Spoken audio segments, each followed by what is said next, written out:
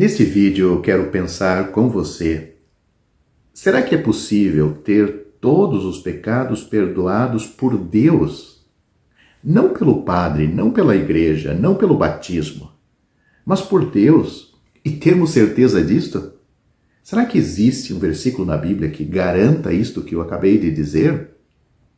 Ao lermos o Evangelho de Lucas capítulo 5, vamos encontrar uma história de um homem paralítico que foi curado e todos os seus pecados perdoados pelo Senhor Jesus.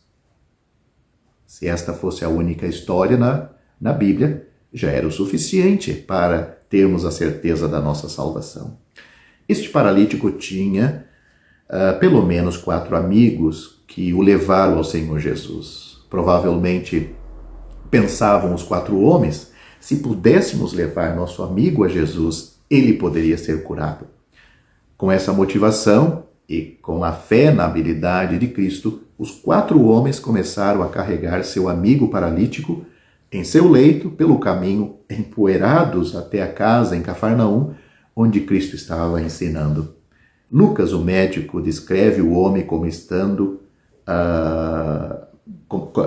melhor dizendo, como sendo, como eles estavam levando, ele era paralítico, totalmente paralisado. Era uma doença que envolvia aquele homem por completo, tomando conta dele e tirando sua habilidade de andar e trabalhar.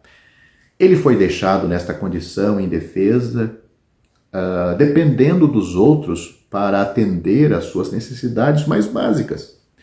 Da mesma forma, o pecado tomou conta de nós, arruinando nossa utilidade para Deus nas coisas mais básicas, como afirma Romanos capítulo 3. Tanto judeu como grego, todos estão debaixo do pecado. Como está escrito, não há um justo, nenhum sequer. Não há ninguém que entenda, não há ninguém que busque a Deus. Todos se extraviaram e juntamente se fizeram inúteis. Não há quem faça o bem. Não há nenhum só. A sua garganta é um sepulcro aberto. Com as suas línguas tratam enganosamente. Peçonha de áspides está debaixo dos seus lábios, cuja boca está cheia de maldição e amargura. Os seus pés são ligeiros para derramar sangue. Em seus caminhos há destruição e miséria, e não conheceram o caminho da paz. Não há temor de Deus diante de seus olhos. Que diagnóstico terrível! Esse diagnóstico que vem de Deus, Romanos capítulo 3, fala de mim e de você. Voltamos nossas mentes para o homem Jesus naquela casa aonde o paralítico foi levado. Vemos ali o Cristo, o Filho de Deus sem pecado. Aquele com autoridade não só para curar o corpo, mas, mais importante ainda, perdoar os pecados. Que alegria para os pecadores saberem que existe um homem com H maiúsculo, que pode perdoar os pecados. A Bíblia diz: o Filho do Homem tem poder na terra para perdoar os pecados. Você pode ler isto em Marcos capítulo 2, versículo 10. Dentro da casa estavam fariseus e médicos ou doutores da lei sentados e julgando criticamente cada palavra que o Senhor Jesus falava. Do lado de fora da casa, a multidão se aglomerava para vê-lo e ouvir suas palavras. Sem impedimentos, os 4 homens levaram seu amigo até o telhado, abriram um buraco e abaixaram o leito com o homem na frente do Senhor. A casa, que estava lotada de pessoas, de repente tinha espaço para pelo menos mais um. O Senhor sempre abre espaço para um pecador vir a Ele sinceramente. Muitos podem estar usando o nome de Jesus em sua boca, mas nada para Ele em seu coração. Para aqueles que desejam realmente, pecadores como você, perdidos, podem chegar-se a Ele e serem salvos. Jesus disse: Eu vim não para chamar os justos, mas os pecadores ao arrependimento. Lucas capítulo 5, versículo 32. E ele acrescentou: Aquele que vier a mim, de maneira nenhuma eu lançarei fora. João capítulo 6, versículo 37. Que compaixão dos lábios de Cristo quando ele se dirigiu a este paralítico: Filho, seus pecados estão perdoados. Marcos capítulo 5.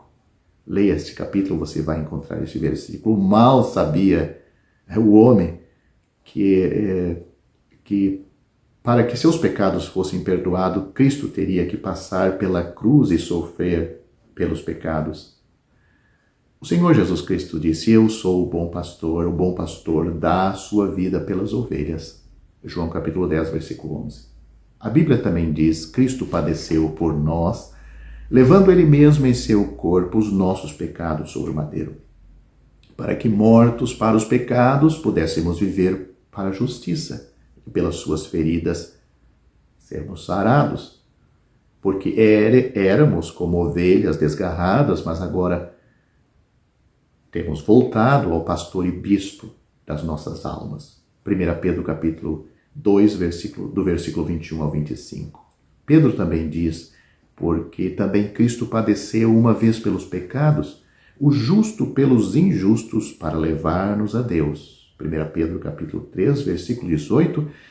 E eu me lembro também que Pedro disse: Em nenhum outro há salvação, porque também debaixo do céu nenhum outro nome há, dado entre os homens, pelo qual devamos ser salvos.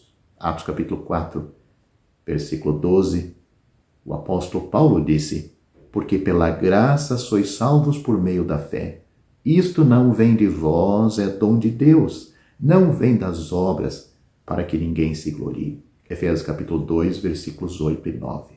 Você notou quantos versículos acabei de citar na Bíblia que mostra que existe um Salvador, existe a salvação, que a salvação é de graça e é recebida pela fé, e podemos ter certeza desta salvação. Como alguém poderia saber que seus pecados foram perdoados?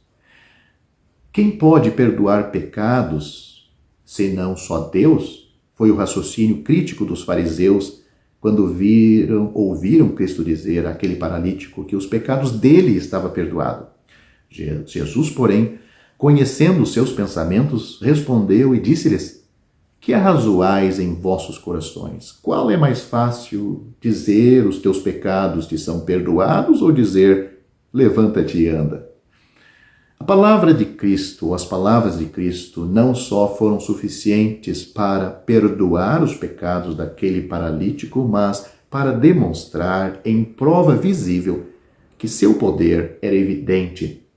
Ele disse ao paralítico: Levanta-te, toma a tua cama e vai para a tua casa. Lucas capítulo 5, versículo 24. Portanto, aquilo que aconteceu, o poder de Cristo, podia atingir aquilo que aconteceu na alma daquele pecador, perdoando de todos os seus pecados. Deus mostrou para aqueles incrédulos religiosos que estavam ali, através da cura da sua paralisia, que algo aconteceu dentro dele também. Perdão dos pecados. É isto que você pode ter agora.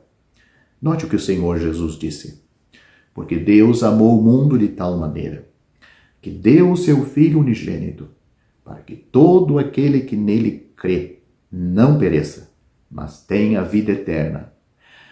Porque Deus enviou seu Filho ao mundo não para que condenasse o mundo, mas para que o mundo fosse salvo por ele.